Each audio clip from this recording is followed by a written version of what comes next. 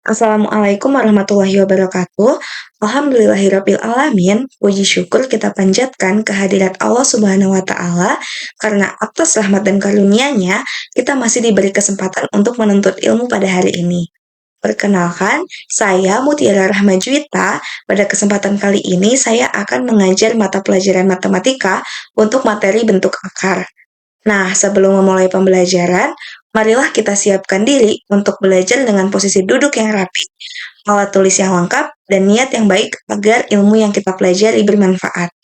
Adapun tujuan pembelajaran kita hari ini adalah agar peserta didik mampu memahami konsep bentuk akar serta dapat menyederhanakan bentuk akar dengan benar dan sistematis. Nah, selain itu, dalam pembelajaran hari ini, kita akan mengintegrasikan nilai Islam, yaitu tawazun atau keseimbangan, yaitu keseimbangan dalam berpikir, bersikap, dan bekerja sama sebagaimana Allah menciptakan segala sesuatu dengan ukuran yang seimbang. Baik, mari kita mulai pembelajaran hari ini. Nah, sebelum kita masuk ke materi hari ini, Ibu ingin mengingatkan kembali nih materi yang sudah pernah kalian pelajari sebelumnya. Nah, apakah kalian sudah pernah belajar tentang akar? Kapan kalian mempelajarinya? Masih ingat nggak bagaimana lambang akar dan contohnya itu seperti apa? Baik, dari jawaban kalian terlihat ya bahwa pengetahuan tentang akar itu sudah pernah dipelajari sebelumnya. Nah, mengulang kembali materi lama ini tuh penting agar terjadi keseimbangan antara pengetahuan lama dan pengetahuan baru. Inilah salah satu penerapan nilai tawazun dalam belajar. Sekarang Ibu akan menampilkan materi melalui slide PPT.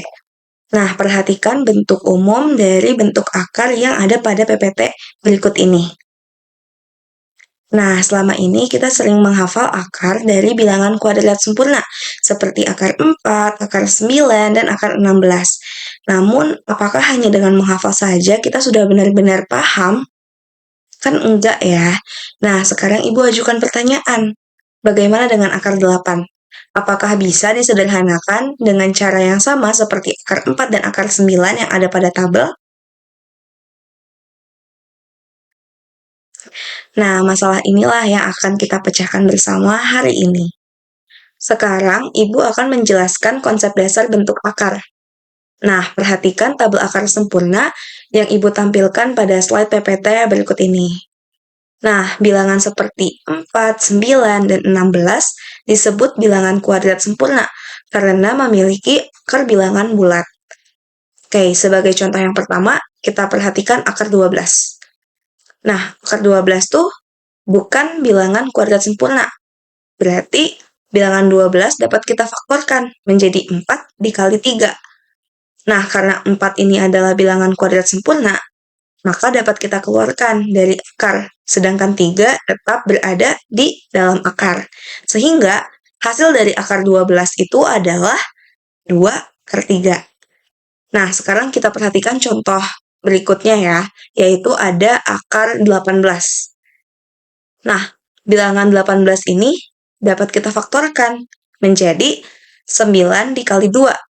Karena 9 merupakan bilangan kuadrat sempurna, maka 9 dapat kita keluarkan dari akar.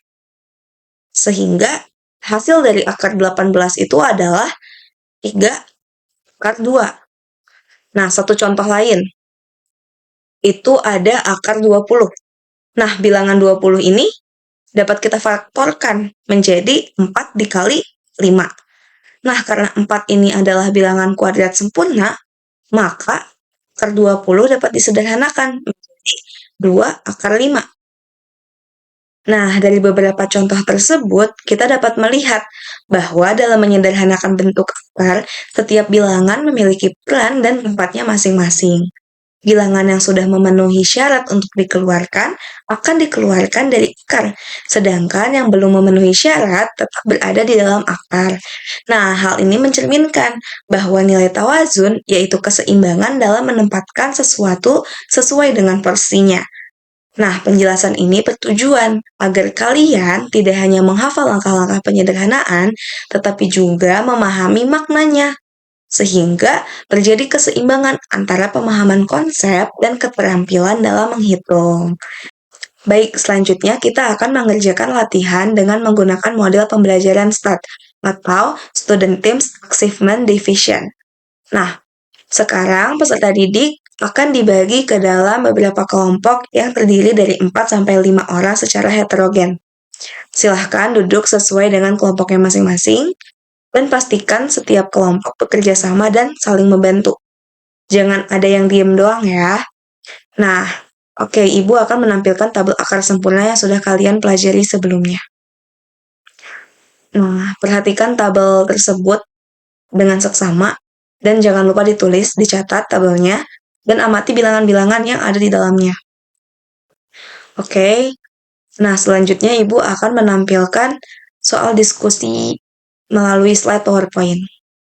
Nah, ini soalnya. Soal-soal ini tuh akan kalian diskusikan bersama dengan kelompok kalian masing-masing.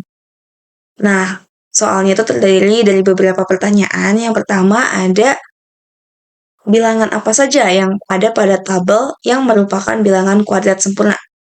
Nah, diskusikan bersama dan pastikan semua anggota kelompok kalian memahami jawabannya.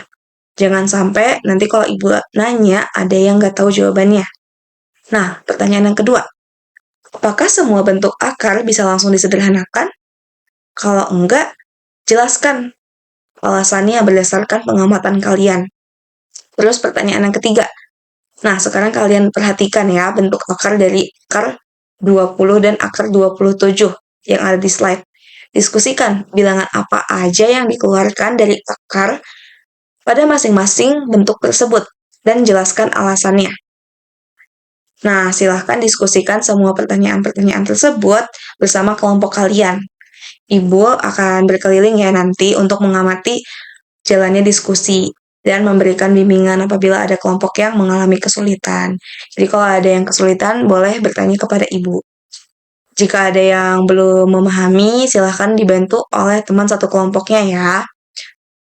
Nah, dalam kegiatan ini, setiap anggota kelompok diharapkan berperan aktif dan saling membantu. Baik, sekarang Ibu akan meminta perwakilan dari beberapa kelompok untuk menyampaikan hasil diskusinya. Nah, kelompok lain dipersilahkan untuk menyimak, menanggapi, mengkoreksi, ataupun menambahkan jika ada perbedaan jawaban. Nah, setelah diskusi kelompok selesai, sekarang kita lanjutkan dengan kuis individu. Untuk soal kuis mandiri atau individu terdiri dari 5 soal. Yang pertama ada sederhanakan bentuk akar dari akar 28. Yang kedua, sederhanakan bentuk akar dari akar 32. Yang nomor 3, sederhanakan bentuk akar dari akar 45. Nomor 4, manakah di antara bilangan berikut yang merupakan bilangan kuadrat sempurna? Di situ ada beberapa pilihannya, yang A 16, B 24, dan C 30. Lalu, untuk soal nomor 5, apakah akar 50 dapat disederhanakan? Jika bisa, tuliskan hasilnya. Kuis ini dikerjakan secara mandiri ya, tanpa bantuan teman ataupun anggota kelompok. Nah, tujuannya adalah untuk melihat sejauh mana pemahaman masing-masing peserta didik setelah belajar bersama anggota kelompoknya.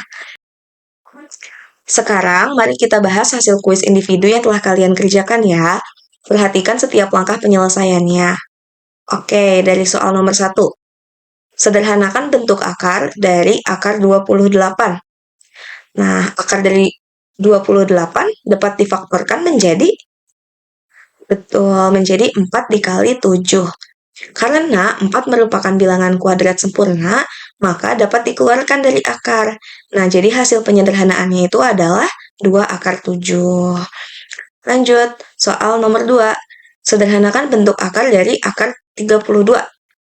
Nah, akar dari 32 dapat difaktorkan menjadi 16 dikali 2. Karena 16 merupakan bilangan kuadrat sempurna, maka dapat dikeluarkan dari akar. Jadi hasilnya 4 akar 2.